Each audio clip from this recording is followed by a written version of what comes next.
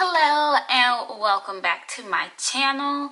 I have a great video for you today. So if you're interested in seeing some tips on how to care for high porosity hair, go ahead and keep on watching.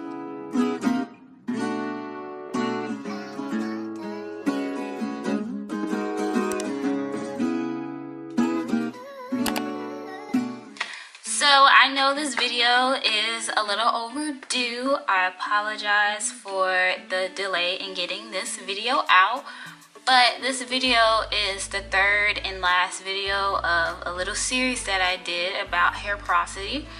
So the first video is all about porosity, why it matters, how to figure out which porosity you have.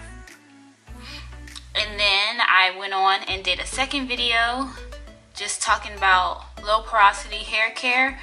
And now I'm going to do this video specifically for high porosity hair.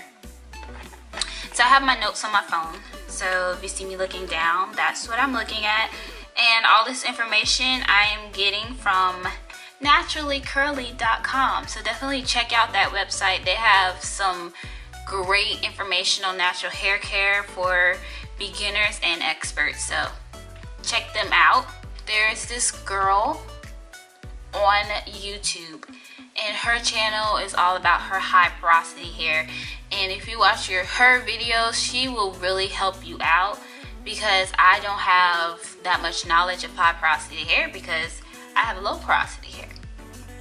But she has high porosity hair and her hair is flourishing. So you should check out her YouTube channel. It is called Afro-Cadesiac. Make sure that you go check out her channel, okay?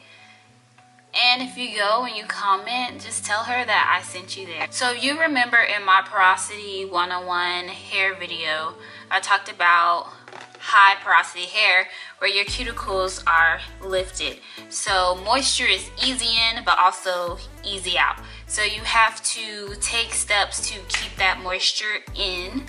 And so my first tip today is to use heavy oils, sealants, butters to seal in the moisture. So once you moisturize your hair, once you did, your LOC, LCO, whichever one that you choose, you want to make sure you seal your hair with some thick oils, some butters. I like to use shea butter, like the whipped shea butter on my hair. I like to use it on my ends because it creates an amazing barrier for friction for my ends.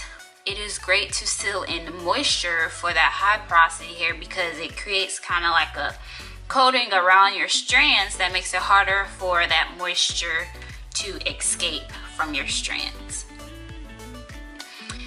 My second tip, you want to do protein treatments. You want to use protein. You want to use hair products that incorporate protein into them because you want that protein there to build up those bonds in your hair, to build up those links, and it'll help to kind of fill in those gaps between your raised cuticles. So heavy, like powerhouse protein treatments, you only want to do those about once a month because if you do too much protein, your hair will become brittle. So it is all about a balancing act, balancing moisture and protein. But you can do like light protein treatments weekly or bi-weekly, or like I said, you can just use hair care products that have protein incorporated into them. So you don't want to do an intense protein treatment every week, but you can do little bits of protein here and there to help keep your strands built up. Tip number 3, deep condition. Like, no matter what hair type you have, you want to deep condition and you want to make sure you stay on top of that. Number 4, you want to use heavier hair products.